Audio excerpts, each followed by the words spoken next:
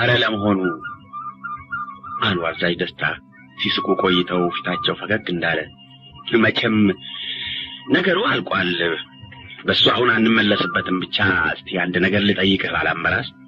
እንደው መቼ ካረመኔነት ወጥተህ ዲያቆነህ ቀሰህ ጳጳሶንህና ቄስ ለማሳመን በቃ እባክህ?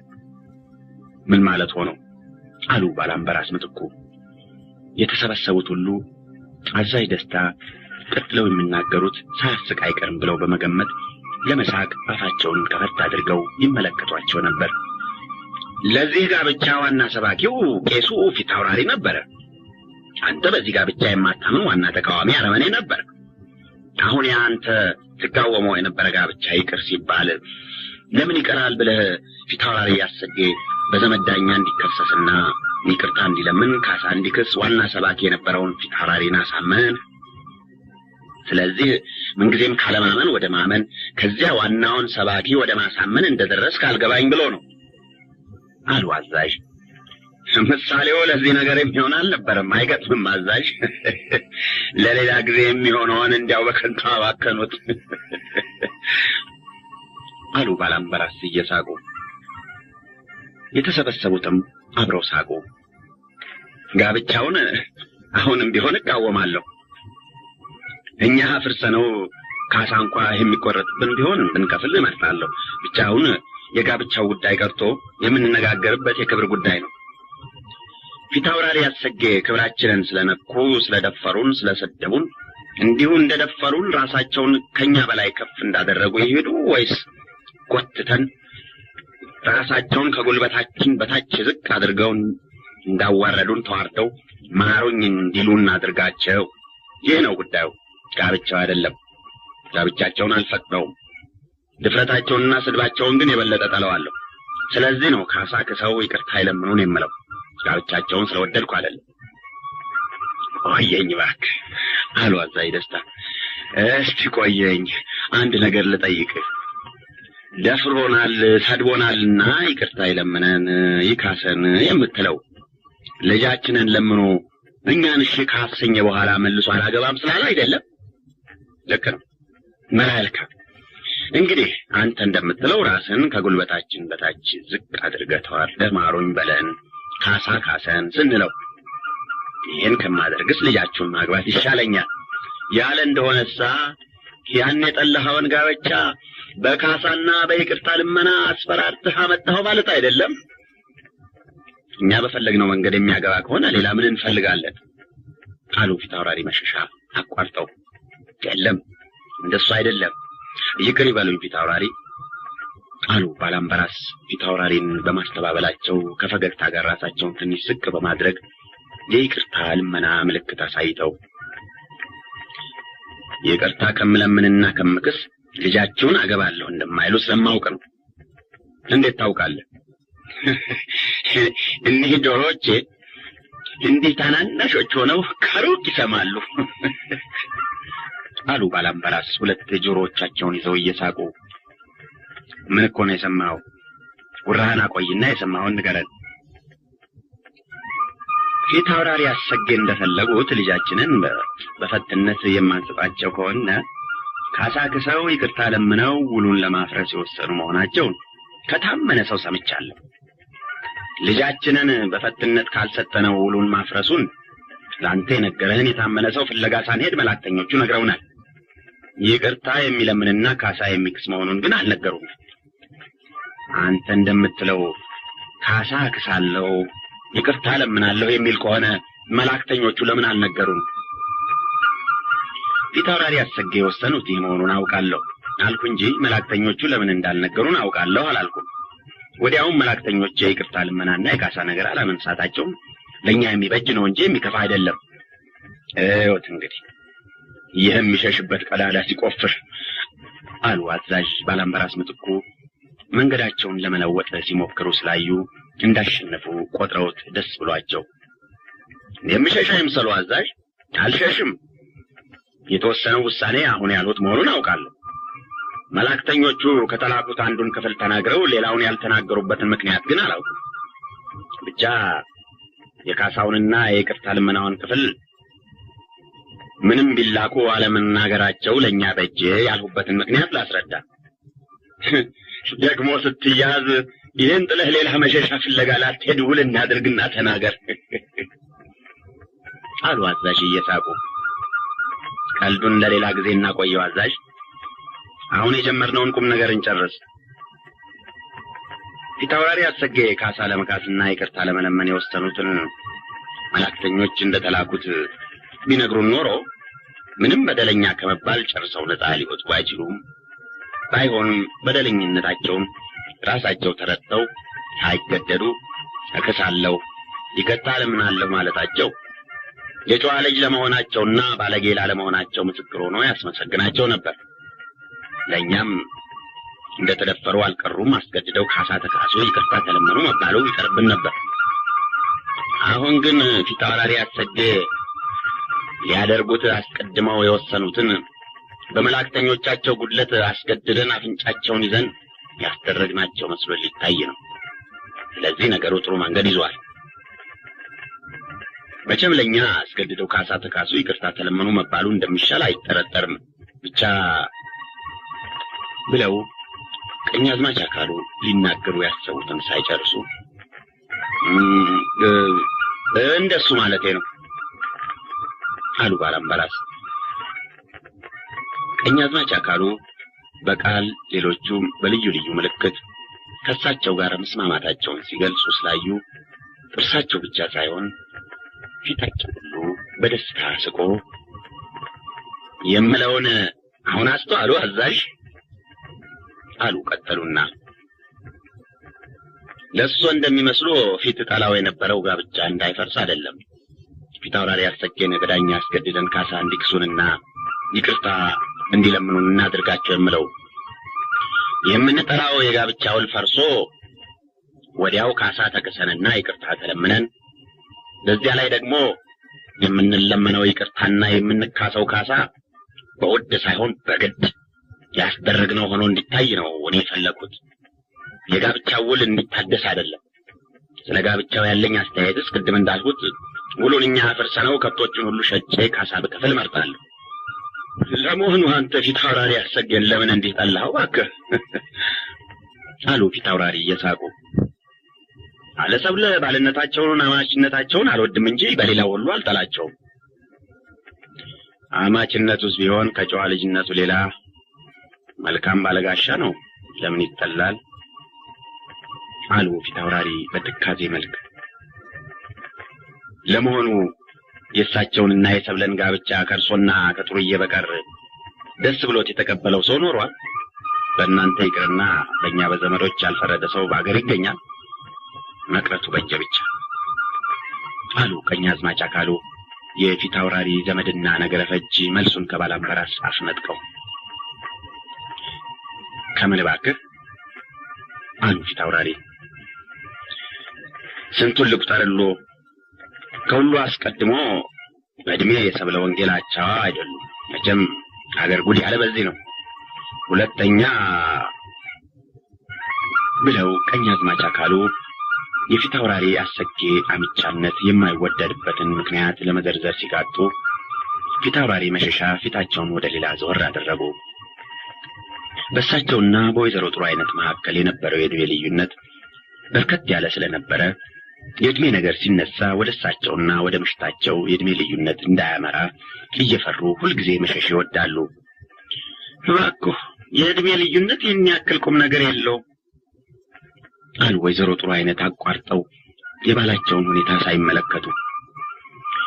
የዕድሜ ልዩነት ቁም ነገር ያለው አይምሰለው። በጌታዬና በእኔ መካከል የ27 ዓመት ልዩነት አለ። ይሁን እንጂ ልጅ እንዳንወልድና ይህን ያክል ዘመን ደስ ብሎን አብረን እንዳንኖር አልከለከለንም። የ27 ዓመት ልዩነት አሉ ፊታውራሪ የፍየል ቀንዶቻቸው ከመቅጽበት ግራና ቀኝ በግንባራቸው ተገትረው ሲቃ እንደያዘው ፈረስ አንኮራፉና ሚስታቸው የፈሩትን ቁስላቸውን ስለነኩባቸው በጣም አሟቸው ተቆጡ። ቀድመሽ አንቺን ዕድሜ ወቂ። የሰው ዕድሜ ያውቃለሁ ብሎ የማያውቁትን ነገር ለማዋለድ ከመቸኮል የራስን ዕድሜ ማወቅ ነው።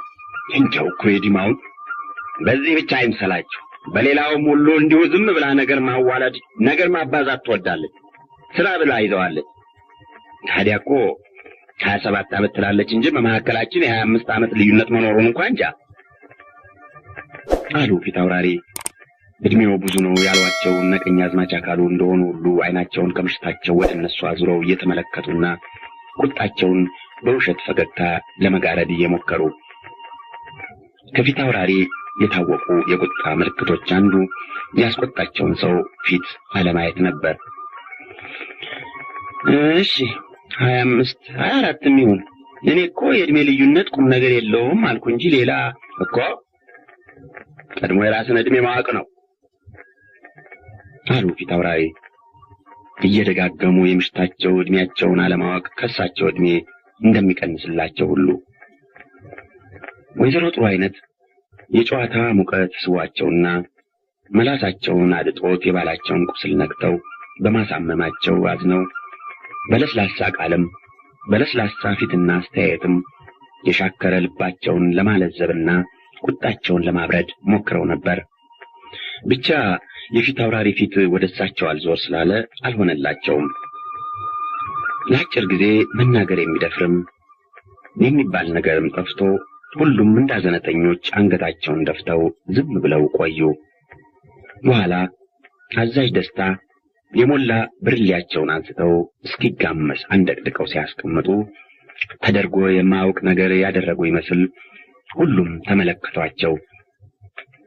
ወዲያው የጠጡት ጠጅ የሚሉትን እንደገለጽላቸው ሁሉ እሺ ቀኛዝማች የፊታውራሪ አሰጌ አምቻነት የሚጠላበትን ምክንያት ልትነግረን ጀምረህ ነበር። አንዱን ነግረናል፣ በሌላውን ቀጥል አሉ አዛዥ ቀኛዝማች አካሉን ፈገግ ብለው እያዩ። የአዛዥ ደስታ ዓላማ ያን በቤተ ዘመድ ላይ ያንዣበበውን ከባድ የቅርታ ዝምታ ለማስወገድና የእድሜ ልዩነት ሳይነሳ ሌላ ነገር አምጥቶ ቶሎ እንዲረሳ ለማድረግ ነበር። ነገር ግን አባ ሞገሴ የአዛዥ ሐሳብ ሳይገባቸውና እዚያ የተሰበሰቡትን ሁሉ መላስ በያፉ ውስጥ ዘግቶ የቆየ የእድሜ ነገር መሆኑን ረስተው እንደገና ወደሱ ተመለሱ። አባ ሞገሴ ሰውን አውቀው የማያስቀይሙ ቂም የማይዙ ቅን ለአገልግሎታቸውና ለበጎ ስራቸው ዳር ድንበር የሌለው ሰው አክባሪ ከሰው መጣላት አጥብቀው ፈሪ ሳሉ ችኩልና ዘዴ በጭራሽ የማያውቁ ነበሩ። ስለዚህ ይህን የመሰለ ባህሪ እንዳላቸው ሰዎች ሁሉ ነገራቸውና መልካም ስራቸው የሚገባውን ዋጋ ሳያገኝ እሳቸው ከመከበርና ከመወደድ ይልቅ በየሄዱበት እንደ ሸክም ተቆጥረው የሚኖሩ ነበሩ። ቀደም ቀኛዝማች የፊታውራሪ አሰጌ አምቻነት የሚጠላበት ምክንያት የእድሜያቸው ትልቅነት ነው ስላሉት ብለው ሲጀምሩ ሁሉም አይናቸውን አፈጠጡባቸው። ፊታውራሪ ራሳቸውን ወደ ላይ አንጋጠው መውጫ ቀዳዳ እንደሚፈልጉ ሁሉ አይናቸው ከወዲያ ወዲህ እያለ ጣራውን ይመለከቱ ጀመር። ጉዱ ካሳ ብቻ የሰዎቹን ሁኔታ እያየ ድምፁን ሳያሰማ ይስቅ ነበር። አምችነታቸው የሚጠላበት የእድሜያቸው ትልቅነት ነው ስላሉት ምንጊዜም ቢሆን ወንድ ከእድሜው ገፋ ብሎ ምራቆን የዋጠ ሲሆን ነው ለቤቱ ለትዳሩ አሳቢ የሚሆነው። ስለዚህ እድሜያቸው ገፋ ማለቱ መልካም እንጂ ክፉ አልነበረም። ብቻ ምን ይሆናል ቀረ አሉ አባ። ሰዎቹ በምን ምክንያት እንዳፈጠጡባቸው ለማወቅ እንኳን ሳይቸገሩ ይህን አሉና መልስ የሚያገኙ መስሏቸው ቢጠብቁ ሁሉም አንገታቸውን ደፍተው ዝም ስላሉ ፈሩ። ከዚያ ጉዱ ካሳ የአባ ሞገሴ ሁኔታ አሳዝኖትም ይሁን ወይም ነገራቸው ለመልስ የተመቸ በመሆኑ ከእድሜ ገፋ ብሎ ምራቅን ይዋጡ መሆን አንድ ነገር ነው አባ፣ ከእድሜ ገፋ ብሎ ምራቅን መሰብሰብ የማይችሉ መሆን ግን ሌላ ነው አለ እየሳቀ። እዚያ የነበሩት ሁሉ ከፊታውራሪ በቀር ሳቁ። ነገር ማዋለድ አሉ ጌቶች፣ እውነታቸውን ነው። ነገር ማዋለድ ነገር ማብዛት ማለት ይህ ነው። አሁን ፊታውራሪ አሰጌ እንዲህ የሚባሉ ናቸው ባዛኝቱ አሉ አባ ሞገሴ። ፊታውራሪ መሸሻ ምሽታቸውን ለማሳዘን መርጠው የተናገሯቸውን የስድብ ቃሎች ማስታወስ የማይገባ መሆኑን ሳይገነዘቡ እዚያ የነበሩ ሁሉ በቁጣ መልክ ሲመለከቷቸው ብቻ የማይገባ ነገር ተናግሬ ይሆናል ብለው ደነገጡና ግንባራቸው ወዛ። ፊታውራሪ አሰጌ አሉ ባላምበራስ ምትኩ። ለአባ ሞገሴ መዘባረቅ መንገድ የሰጠው የነሱ ዝም ማለት መሆኑን በመረዳት እንዳይናገሩ ለማድረግ የፊታውራሪ አሰጌ አንዱ ዋና በሽታ ያዩዋትን መልከከና ሁሉ ላግባሽ ማለታቸው ነው። ሚስት ለማግባት እንጂ ለማኖር አያስቡም። ለብሳ ተቋቁላ ያዩዋትን ሁሉ ላግባሽ ሲሉ ሲያገቡ ሲፈቱ ዛሬ በቢቸና በማዕረግ ስማቸው መጠራታቸው ቀርቶ ላግባሽ አሰጌ የሚባል ስም ወጥቶላቸዋል። ይህን አልሰሙም ጌቶች አሉ ባላምበራስ ፊታውራሪን እየተመለከቱ። አልሰማሁም አሉ ፊታውራሪ እንዳኮረፈ ሕፃን ሲናገሩ አፋቸውን እንደሚበቃ ሳይከፍቱ። እንግዲህ ልንገሮ በቢቸና ፊታውራሪ አሰጌ ቢሉ እሳቸው መሆናቸውን የሚያውቅ ሰው አገኙ። የእሳቸው ስም ላግባሽ አሰጌ ሆኗል። መቼም እያገቡ የፈቷቸውን ምሽቶች ቁጥር እግዚአብሔር ያውቀው እንደሆነ እንጂ እንኳን ሌላ ሰው እሳቸውም የሚያውቁት አይመስለኝም አሉ ባላምበራስ እየሳቁ። በዚህ ላይ አሉ ቀጠሉና በሰፊ ግዛታቸው ከአንድ ቤታቸው ተነስቶ ወደ ምስራቅ፣ ወደ ምዕራብ፣ ወደ ሰሜን፣ ወደ ደቡብ በየ4 ሰዓት ጉዞ አንዳንድ ቤትና አንዳንድ ቁባት አላቸው። እነዚህ ቁባቶች ሁሉ አሽከር፣ ቀለብ፣ ልብስና የወርጨው ፈላጊዎች ናቸው። ስለዚህ ምሽቶች የተባሉት የሚቀመጡበት ዋና ቤታቸው ከክብራቸውና ከማረጋቸው ጋር ተመዛዛኝ ሆኖ አያውቅም። ወጥተው ሲገቡ ያጀባቸውን ሁሉ አስከትለው ገብተው መብል መጠጥ አምጡ ሲሉ ምሽቶቻቸውና የቤት ሽሞቻቸው ያልተቀበሉትን ከወዴት ያምጡ? ታዲያ ቤታቸው ውስጥ ጠባያቸው መክፋት ጉድ እኮ ነው እናንተ። እንዲያው ለመሆኑ ነውር ላድርግ ካሉት ነውርማ አይሆን የለም። ቤት በየቦታው መስራት የጌትነት ወግ መሆኑ ቀርቶ ከነውር ተቆጠረ። ቁባት በየቤቱ ማስቀመጥ የመኳንንት ወግ መሆኑ ቀርቶ ከነውር ተቆጠረና ያስወቅስ ጀመረ። እንግዲህ ነውር ያልሆነው ከቶ ምን ይሆን አሉ ፊታውራሪ ምሽታቸው በተናገሩት ከተቆጡ ጀምሮ አፋቸውን ሞልተው ሳይናገሩ ከቆዩ በኋላ። ቢሆንም ምሽታቸው የተናገሩት የተው ምሬት ካፋቸው ጨርሶ ስላልጠፋ የሰው ነገር ገና አይጥማቸውም ነበር። አይደለም እኮ ጌቶች፣ ቤት በየቦታው መስራትና ቁባት በየቤቱ ማስቀመጥ የመኳንንት ወግ አይደለም አላልኩም። መኳንንቱ ሁሉ የሚያደርጉት መሆኑን አውቃለሁ። ብቻ ማንም ቢሆን በትዳሩና በአቅሙ መጠን ካላደረገው ክብሩ መዋረዱና ስሙ መጥፋቱ አይቀርም ማለቴ ነው። በሳቸው የደረሰ ይሄ ነው። ደግሞ አሉና ባላምበራስ ሊቀጥሉ ሲሉ እባክህ ድሮንም ስም የሌለው የሰው ስም ማጥፋቱ፣ ክብር የሌለው የሰው ክብር ማዋረዱ አዲስ አይደለም፣ የተለመደ ነው ሲሉ ፊታውራሪ ምሽታቸው ከት ብለው ሳቁ። ወዲያው ዘወር ቢሉ የወይዘሮ ጥሩ አይነት ልብ ምህረት ልመና ከቅድም ጀምሮ ደጅ እንደሚጠናና እንደሚጨነቅ ከዓይኖቻቸው ተመለከቱና ከመቅጽበት የሽማግሌ ፊታቸው ሲለሰልስ ስሜታቸው ሁሉ ሲለወጥ ይቅር ሲሉ ጎልቶ ታየ። ድሮውንም ወይዘሮ ጥሩ አይነት እንዲያ ከት ብለው የሳቁት ባላቸው ወገባቸውን ጠምዝዘው ፊታቸውን አዙረው አላያቸው ስላሉ ሐሳባቸውን ለመማረክ ነው እንጂ ፊታውራሪ የተናገሩት የሚያስቅ ሆኖ አልነበረም። አሁን አሸነፉ። የባላቸውን ሐሳብ ልባቸውንም ማረኩ። ስለዚህ ደስ አላቸው። ፊታውራሪ በበኩላቸው ቁጣቸው ማለፍና ስሜታቸው መለወጥ ሲጀምር የተቆጡበት ነገር ከጤፍ ቅንጣት ያነሰ፣ እንግዶች ቤታቸው ጠርተው ማኩረፍ እንደሳቸው ያለ ታላቅ ዘር ታላቅ የማያደርገው መሆኑ ተሰማቸውና ጸጸት ገባቸው። ስለዚህ ለጨዋታው ሙሉ ተካፋይ መሆን ብቻ ሳይሆን ከዚያም አልፈው ጨዋታውን ለመምራት ወስነው የሚመሩበት መንገድ ይፈልጉ ጀመር። ብቻ ያን ዕለት ሐሳባቸው የተቃኘ በልጃቸው ጋብቻ ስለነበር ከሱ ወጥተው ጨዋታውን በሌላ መንገድ ሊመሩ አልቻሉም። እሱም ከጀምሮ እስኪጨርስ ደስ የሚያሰኝ ነገር የሌለበት ስለሆነ አዙሮ እቅርታ ላይ ይጥላቸው ነበር። እንዲያው ለመሆኑ አሉ ፊት አውራሪ መጀመሪያ ትንሽ ፈገግ ብለው፣ እኔማ አንዳንድ ጊዜ ሳስብ ከቶች ልጅ አንድ አይነት አይነ ጥላ አንድ አይነት ገርጋሪ ቁራኛ ይኖርባት ይሆን እላለሁ እኮ።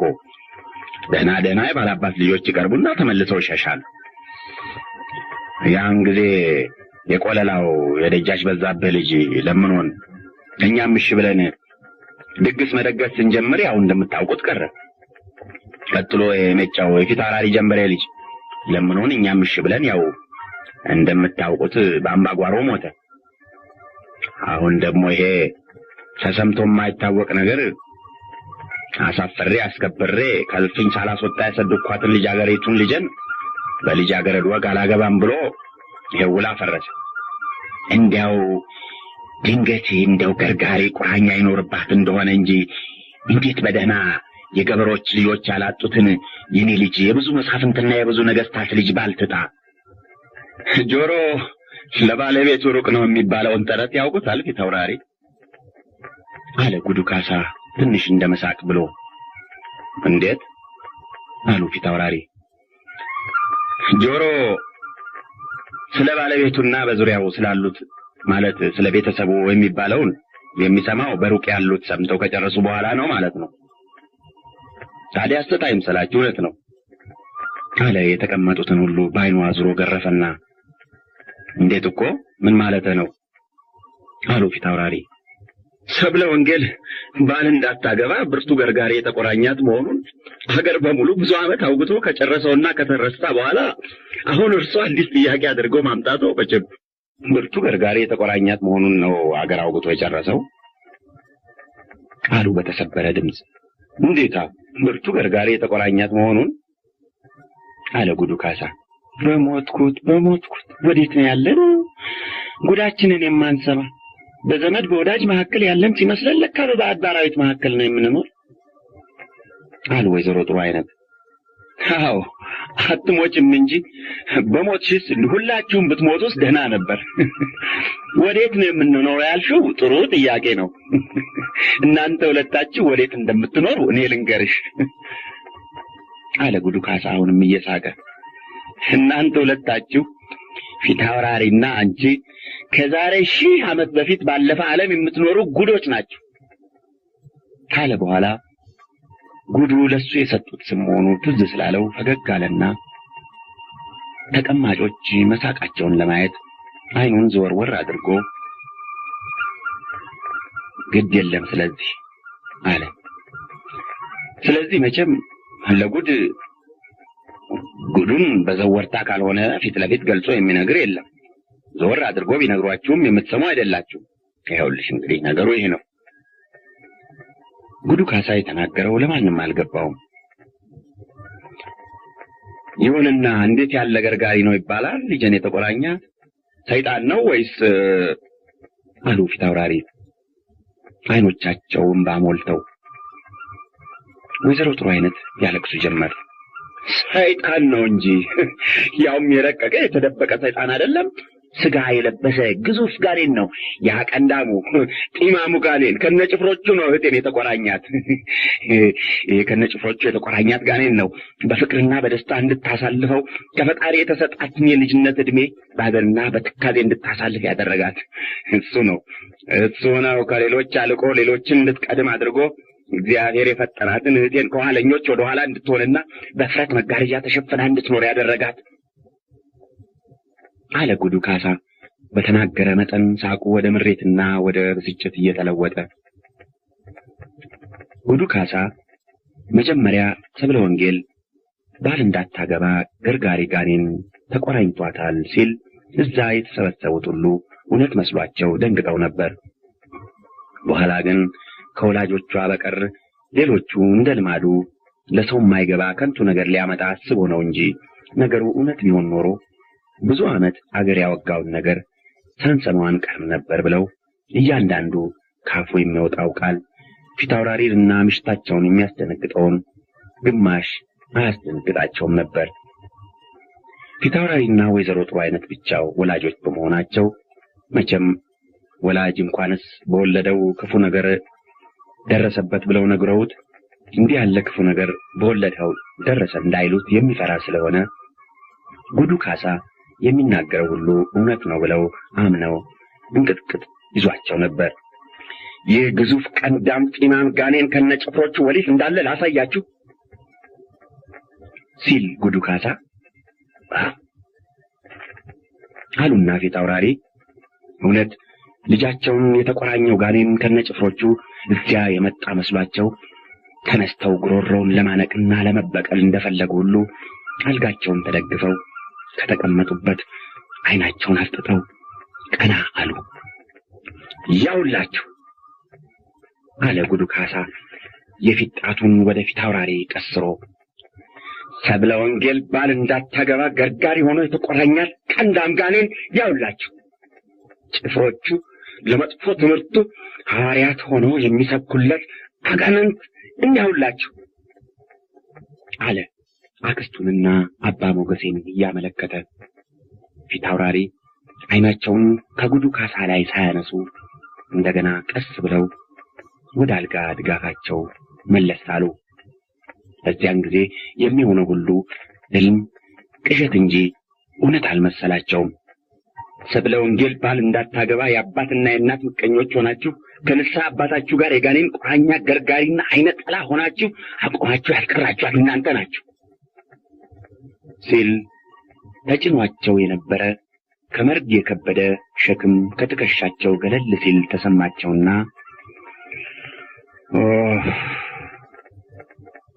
አሉ ፊታውራሪ ነፋስ ሞልቶ ቆይቶ እንደሚተነፍስ ማናፊያ። በል ዝም በል በቃ። ያልሰማነው መርዶ አረዳህን መስሎን ነበር እንጂ የተጨነቅንና ያለቀስ የእኛን እምነትና የእኛን አስተያየት ከሆነ በጋኔን ቁራኛና በአይነት ላይ መሰልኸው እሱን የጠየቀ የለም አሉ ወይዘሮ ጥሩ አይነት የታላቅ እህታቸውን ልጅ። ጥሩ አንድ ነገር ረሳሽ እኮ ጉዱ ካሳ መሆኔን ረሳሽ። የእናንተ ጉድ የእናንተ እብድ አይደለሁም እንዴ? እብድን ፍርድ እንዲሰጥ የሚጠይቀውም ፍርድ እንዳይሰጥ የሚከለክለውም የለም እኮ። የምናገረውን አትስሙት። ስናገር እንደ ልማዳችሁ ጆሮአችሁን ድፈኑ። መናገር ግን የጉድነት የእብድነት መብቴ ነው። ስለዚህ እንደ እብዶቹ እናገራለሁ፣ አታቋጭኝ። አንቺም ብትሆኚ ወይም ሌሎች እኔ ስናገር የተናገራችሁ እንደሆነ ከጉድ ጋር የተናገረ ጉድ፣ ከእብድ ጋር የተናገረ እብድ መባሉን አትርሱ አለና ጉዱ ካሳ ነገሩን ቀጠለ። ቅድም እንዳልሁት የአባትና የእናት ምቀኞች ሆናችሁ ሰብለን አቁማችሁ ያስቀራችኋት እናንተ ወላጆቿ ናችሁ። ከመኳንንት ልጅ ሰብለ ወንጌልን ለማግባት ደጅ ያልጠናና ተንበርክኮ ያልሄደ ማን ነው? እንኳን ያያት ከሩቅ ወሬዋን የሰማ ብዙ ቀን ተጉዞ እዚህ ያልተንገላታ ማን ነው? ነገር ግን እናንተ እንደ ውሻ አጥንትና ደም ስታሸቱ ይኸው አቁማችሁ ያስቀራችኋት። እረ ለመሆኑ እንደኔ እብድ ያልሆነ ጭምት ቢጠይቃችሁ የእናንተ አጥንትና ደም ከሌሎቹ ልዩ የሆነበት በምንድን ነው? የእናንተ ደም ስትሞቱ አይቆምም፣ አያልቅም፣ አይቀርም። የእናንተ ስጋ አይፈርስም፣ አይበሰብስም፣ አይጠላም፣ አይገማም። የእናንተ አጥንት አይነቅዝም፣ አይሰበርም፣ አፈር አይሆንም። በእናንተ ዘንድ ድህነትን ታግሎ ጥሎ በላቡ በድካሙ በደሙ ጌትነትን የሚማርክ ጌትነትን ፈጥሮ ለራሱ የሚያደርግ ብርቱ ጎበዝ ጀግና ዋጋ የለው ካፈር እንደፈላ አባት የለሽ ይባላል። እንዲህ ያለው ጎበዝ በእናንተ ዘንድ የሚንቁት የሚጸየፉት ነው። እንዲህ ያለው ጀግና ልጃችሁን ላግባ ብሎ የለመነ እንደሆነ ለእናንተ እንደ ትልቅ ውርደት እንደ ትልቅ ሞት የሚቆጠር ነው። በእናንተ ዘንድ ዋጋ የሚሰጠው ተለምኖ ልጅ ሊዳርለት የሚገባው ሳይወጣ ሳይወርድ ሳይነድ ሳይበርድ የወላጆቹን ሞት ጠብቆ ለወላጆቹ ሞት ተስሎ ሀብታቸውን የሚወርስ ቢያጣ ተቀምጦ የሚያለቅስና እግዚአብሔርን የሚወቅስ ሰነፍ ነው። እንዲህ ያለ ሰነፍ እንዲህ ያለ ለአባት ለእናቱ ሞት ለማኝና በሰው ሀብት የሚኖር ካልተገኘ በራሱ ሀብት ለሚኖር ልጃችንን አንሰጥም ብላችሁ ይኸው አቁማችሁ ያስቀራችኋል። አሁን ቢሆን ሰብለ ወንጌል እድሏ የሚቀና አንድም እናንተ የተጻታችሁና ይህን ከንቱ ሀሳባችሁን የለወጣችሁ እንደሆነ ያለዚያም ተያይዛችሁ ያለቃችሁላት እንደሆነ ብቻ ነው።